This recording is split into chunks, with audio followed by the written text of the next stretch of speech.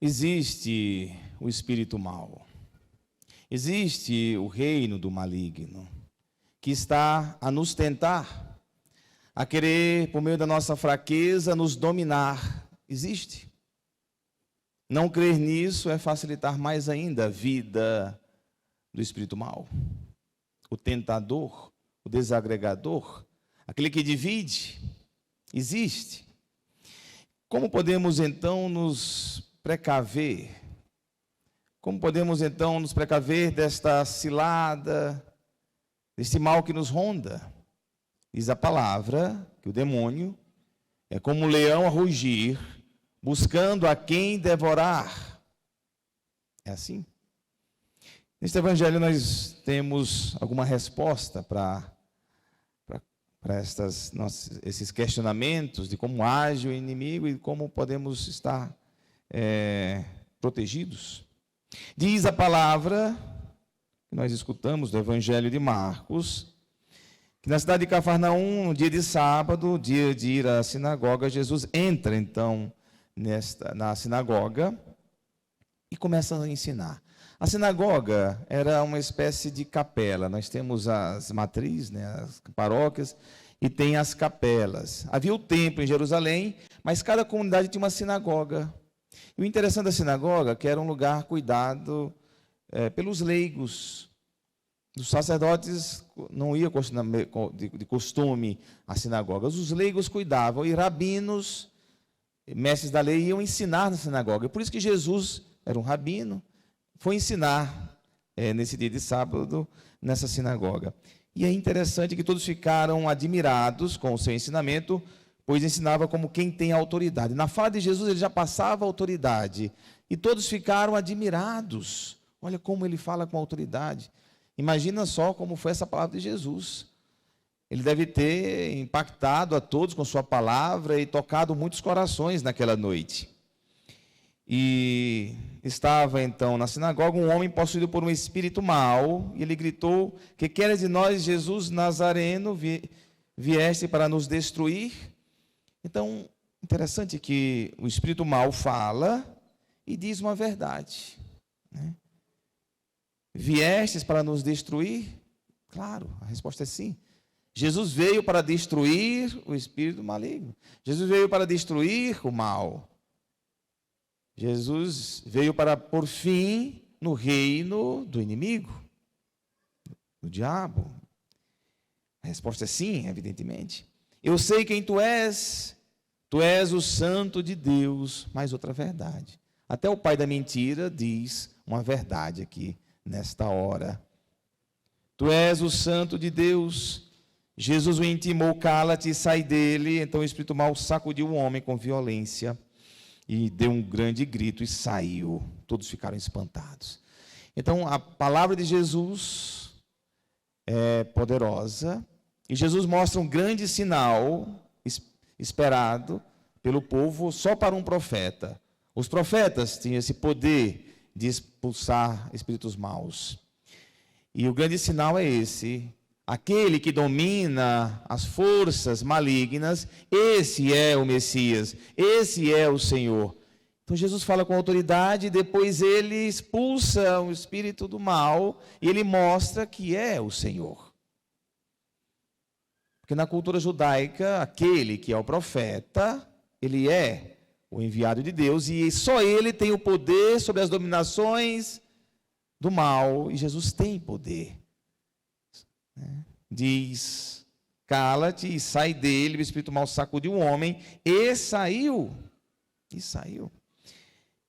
No livro do Deuteronômio, a primeira leitura que nós escutamos, capítulo 18, Moisés diz ao povo: o Senhor teu Deus fará surgir para ti, da tua nação, de Israel, do meio de teus irmãos, um profeta como eu. Os teólogos já veem nesta fala de Moisés um pré-anúncio de Jesus. Da tua nação, do meio dos teus irmãos, um profeta como eu. E a ele deverás escutar. Então, um profeta era esperado, como Moisés. E como era Moisés? Um profeta que falava e um profeta que fazia. Um homem de grande poder. Por isso que Jesus é chamado, em alguma parte do Novo Testamento, de o novo Moisés. Jesus é o novo Moisés. Então, Jesus é aquele que vem para aniquilar as forças do mal. Como agem os espíritos imundos nas nossas vidas, o espírito do mal? Nas tentações, nos tenta. Jesus, claro, o aniquilou. E nós não podemos ter medo, não devemos ter medo, mas ele tenta. O espírito do mal tenta, seduz, está a nos tentar. Mas saber que Jesus ele já venceu, né, o espírito do mal. Ele está, vamos dizer, amarrado. Nós é que não devemos dar chance para ele, mas muitas vezes nós damos.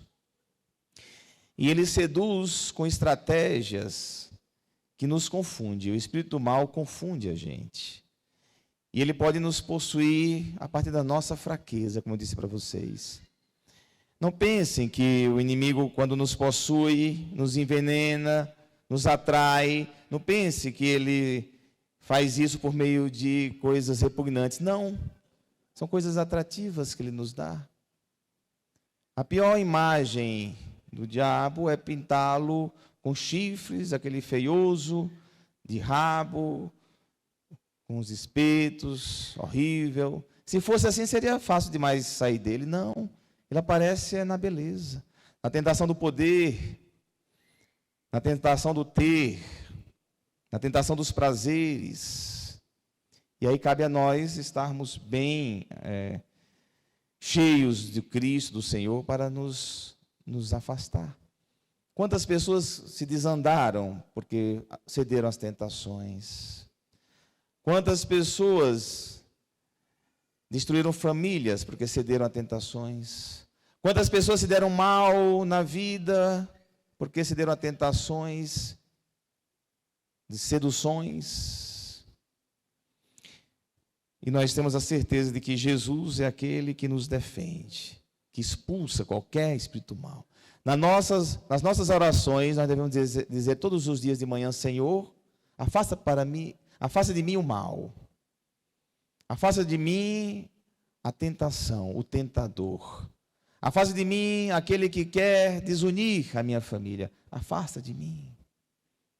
Pode até rezar a oração de São Bento também, que é forte. Mas é importante. E colocar sempre Jesus no centro. Quando você coloca Jesus no centro, não precisa temer. Não precisa temer. Jesus no centro da sua vida.